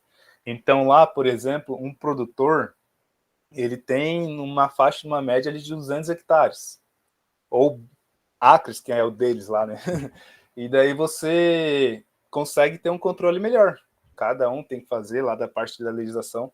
Aqui no Brasil, você vem para produtores. Eu, por exemplo, sou de origem de uma fazenda que tinha 50 mil hectares. E aí, como que você vai fazer o controle até de uma parte de legislação tão eficiente que traga uma particularidade para você conseguir ter esse incremento da parte de produtividade sem você ter e agredir tanto uma parte de seleção natural, né? Então, lá nos Estados Unidos é feito, só que lá ainda consegue dessas particularidades. Aqui no Brasil vai ser muito difícil. Então, a gente quer que seja, só que ao mesmo tempo não sabe como. Então, muitas das vezes eu falo, né? É muito fácil. pegar e falar isso daí? Falar eu também falo. Eu posso falar que eu tenho 10 milhões na minha conta, e aí? Você acredita ou não acredita? E aí é difícil quando a gente quer empregar isso para as nossas legislações, para como que a gente consegue trazer isso para como numa parte de ser efetivo naquilo que a gente quer, né? Porque muitas vezes pode só ser uma lei onde que só pode dificultar o processo de produção de uma cadeia tão forte que é a parte de produção de alimentos aqui no Brasil. Então, muitas das vezes você pode trazer algo para poder se adequar, se enquadrar muito bem, mas traz uma dificuldade tão grande que, na verdade, no final aí é melhor continuar do jeito que está. Então, tem toda essa parte, esse estudo, não é tão simples assim, mas é aquela história. Eu vou pegar um exemplo aí, que eu gosto muito de futebol. Nos Estados Unidos começou o futebol a ser forte agora. O que eles fizeram para acabar com a cera? Porque aqui no Brasil tem muita cera, né? Um time faz um gol no comecinho do jogo, o goleiro parece que toda bola que ele vai chutar tiro de meta parece que ele está morrendo. Ou um cara cai ali e morreu. O que o pessoal dos Estados Unidos fez? Fez com que, se demorasse mais de 10 segundos numa substituição para o jogador sair, esse outro jogador que podia entrar ficava 2 minutos. Ficava 2 minutos para fora, só podia entrar depois de 2 minutos. Então, fez com que, se tivesse um cara que estivesse simulando se ele estivesse simulando uma contusão e o pessoal percebesse, esse jogador ficava fora 5 minutos para depois entrar no campo. E daí, hoje em dia, o cara sai em 10 segundos, quase não tem cera, né? Então, assim, quando começou a doer um pouco, eles começaram a entender. Mas, ainda assim, isso é difícil para a gente se adequar ao nosso dia a dia, né? Felipe, pode fazer sua pergunta. Tem algum estudo ou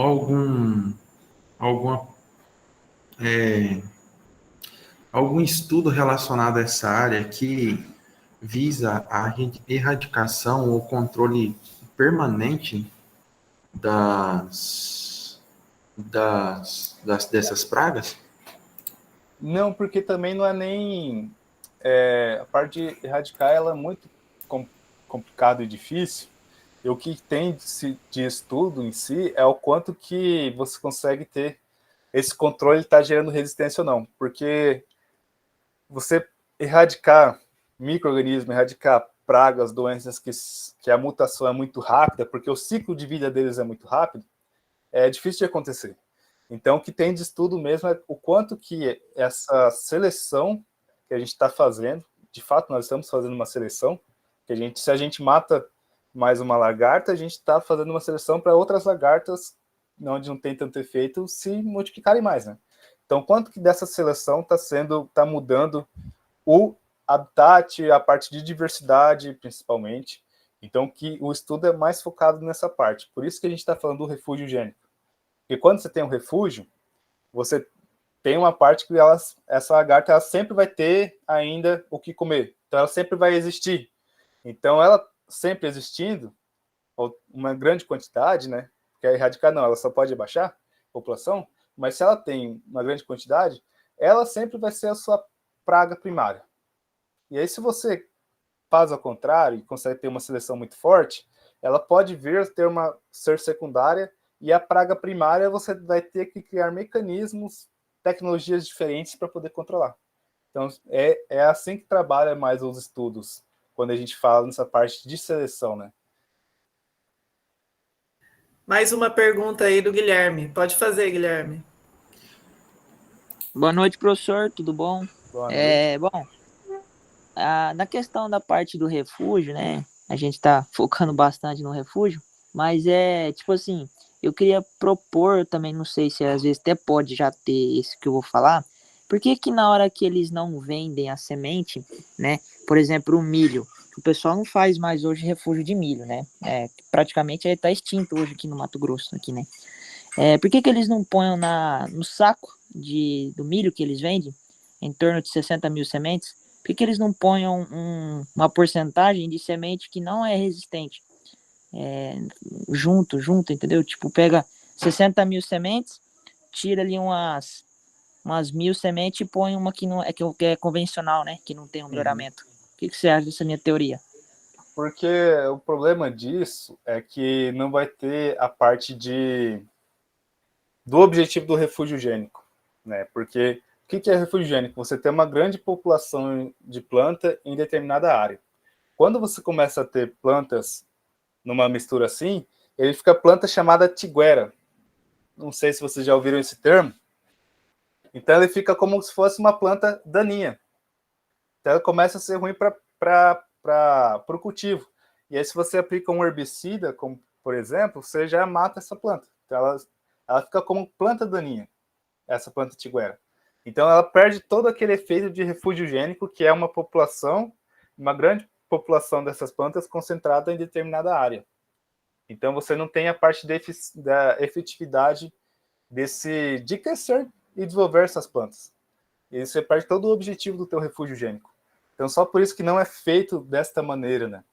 E além disso, se a gente colocar ali, você tem que saber o que está comprando e um monte de outras situações de mercado que acho que nem cabe muito a gente discutir. Acho que você só perde mesmo o objetivo de fato que é o refúgio gênico. Ah, muito bom. João Batista, pode fazer a pergunta.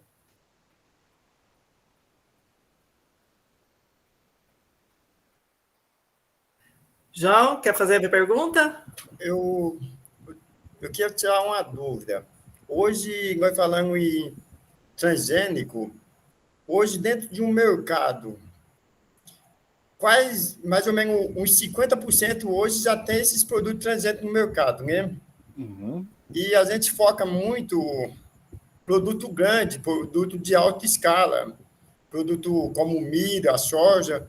Só que você observa também a quantidade de legumes, que os legumes, a maioria deles já são tratados com essa semente. Isso procede? Então, assim, quando a gente fala de plantas transgênicas, a gente está falando em grandes culturas. Soja, milho, algodão, girassol também, estamos tendo bastante aí.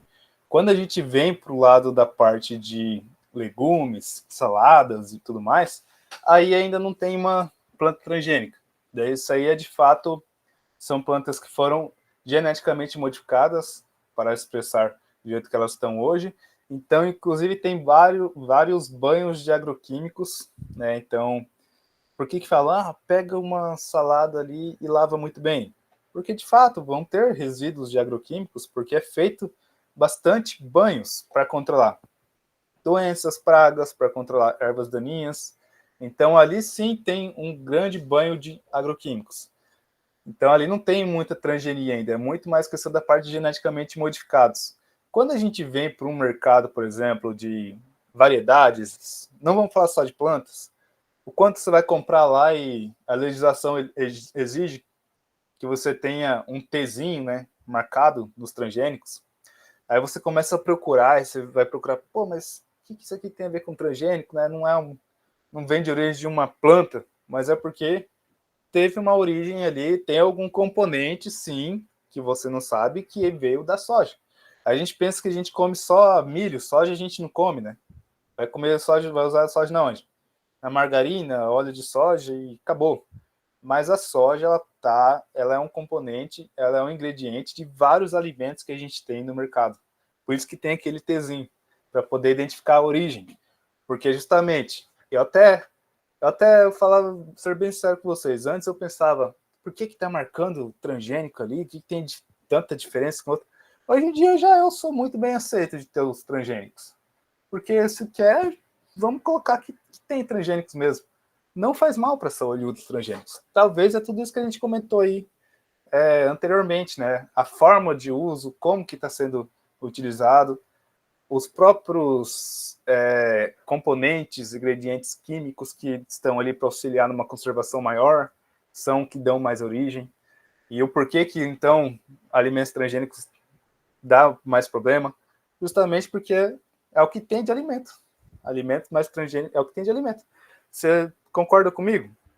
Se eu comer menos de um alimento, comer mais de outro alimento, se tiver o mesmo componente aqui que pode dar problema e nesse daqui, onde eu come muito mais, a probabilidade de dar problema é muito maior do que nesse de baixo. Então, justamente por isso que tem algumas relações e algo do tipo de os transgênicos causam... Não. A maioria das origens, a maioria dos alimentos que tem origem transgênica. Ademir, eu também já comentei com eles, né? O problema não são os transgênicos. Primeiro, porque não existe, né? Igual você mostrou um artigo científico que foi retratado sobre isso. Eu já mostrei também uma apostila para eles da Embrapa, com toda a parte de biossegurança, desde a parte alimentar, ambiental, os testes que são feitos para ser liberado transgênico no mercado. E realmente, né, hoje em dia temos muito ultraprocessados. O problema não é a matéria-prima, né, o milho, a soja, mas é o que eles fazem dela. Salgadinho, por exemplo, que a gente dá para os nossos filhos, né, as crianças adoram, até mesmo a gente come. Quanto de ingrediente, né, químico que vai ali dentro, a quantidade de sal, de conservantes, muitos deles sim, né, que são cancerígenos já. Então, Exato. é uma forma da gente parar para pensar no que a gente está consumindo, nesses alimentos que são ultraprocessados, que tem esse tempo de prateleira aí muito maior, que tem adição, né, os seus aditivos ali, que realmente são os problemas. Porque a gente pode vir, por exemplo, melhoramento genético. Antigamente existia o tomate transgênico. Que o tomate transgênico fazia com que produzisse menos etileno, porque o etileno é o hormônio que vai influenciar na parte da maturação. Então, tempo de prateleira de tomate antes era rápido. Com os transgênicos veio para poder parar de produzir etileno. Só que através do melhoramento genético se chegou a uma cultivar que produz muito menos etileno. E aí aquela planta transgênica deixou de ser comercializada, ela perdeu o seu valor econômico porque o melhoramento genético atingiu essa característica.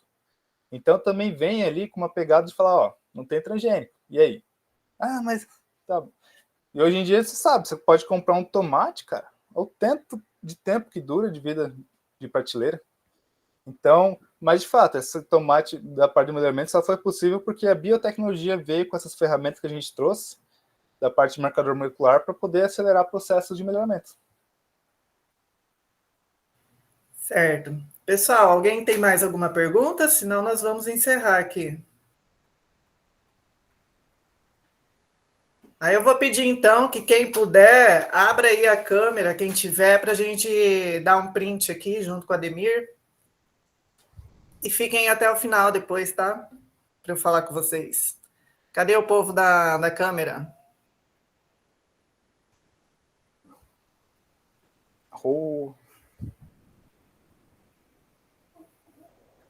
Não, tem um flamenguista ali, aí já não dá, não. Fecha a câmera aí.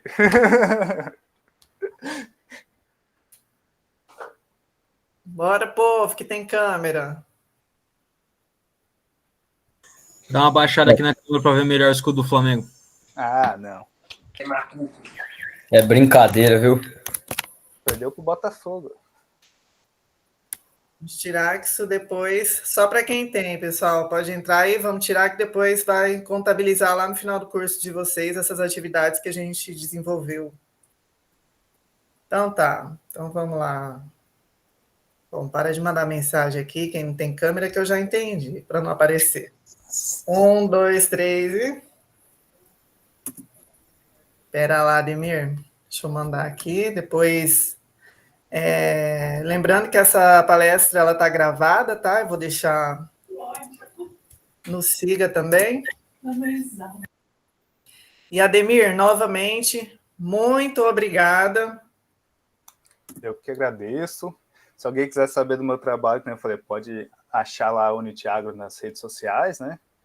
Porque aí a gente trabalha bastante agronomia e fisiologia vegetal, tá? Então, quem quiser ir futuramente também, estamos todo mundo aberto. Bom, pessoal, agradecendo novamente, Ademir, pela disposição, pelo tempo que você cedeu aos alunos, pela interação, né? Hoje eu achei que eles interagiram bastante, isso é muito bom também. Muito bom. A Keila Paim levantou a mão. Keila, você tem alguma pergunta? Pessoal, a Keila ela é de Aripuanã, ela faz agronomia lá, a nova turma. Para vocês conhecerem também. E fiquem atentos, né, pessoal? Vocês ainda estão, vamos dizer, praticamente não estão no começo do curso, mas é bom vocês interagirem com esses pesquisadores, cientistas, para logo já e pedir estágio para eles, né, Ademir? Quando você tiver vaga aí no Mato Grosso, precisando de estagiário. Isso aí, a gente não tem muita atuação no Mato Grosso ainda, mas estamos querendo entrar cada vez mais, estamos com bastante pesquisa na Fundação Mato Grosso, mas futuramente aí vamos entrar com certeza com os 2 pés no Mato Grosso. Espera aí, Ademir, que tem gente que está reclamando que não apareceu. Eu não sei por que não está. Espera lá. Ah, agora sim. Espera lá. Como que tá aí alguém para tirar o print? Está aparecendo todo mundo? Que meus prints aqui, eu não sei o que aconteceu aqui, que só tá... Não tá...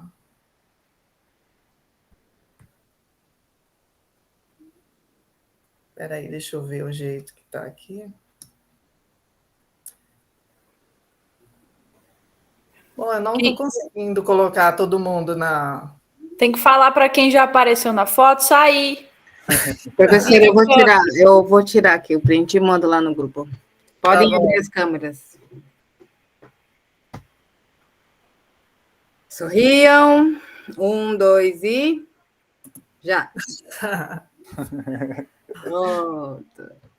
Bom, pessoal, então, muito obrigada aí a presença do Ademir. Vocês continuem aí, tá? Que eu vou fazer uma chamadinha. Beleza, pessoal. Muito obrigado aí pela, principalmente, interação e atenção de todos. E precisando, já sabem, procuram outro. Mentira, podem mandar e-mail ali que eu respondo. Valeu, pessoal. Um abraço. Tchau, tchau. Obrigado, tchau. Valeu. Valeu. Muito bom. Valeu. Deixa eu mandar aqui. Olha aí, por que Os caras gostou de bater palminha aí no teclado, então. Gostaram. Pelo menos assim interage, né? Mas a palminha é pô, a palminha. Não, agora eu fiquei mais satisfeito com a interação aí de vocês. Cadê o Balan? Ele só na palminha ali era para ele ter feito pergunta, né? Fala aí, Balanzinho. Pagou de surdo, hein?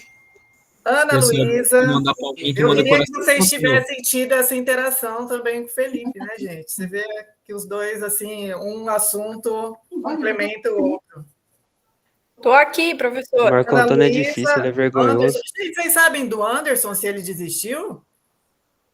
Não sei. Gente, espera aí um pouquinho.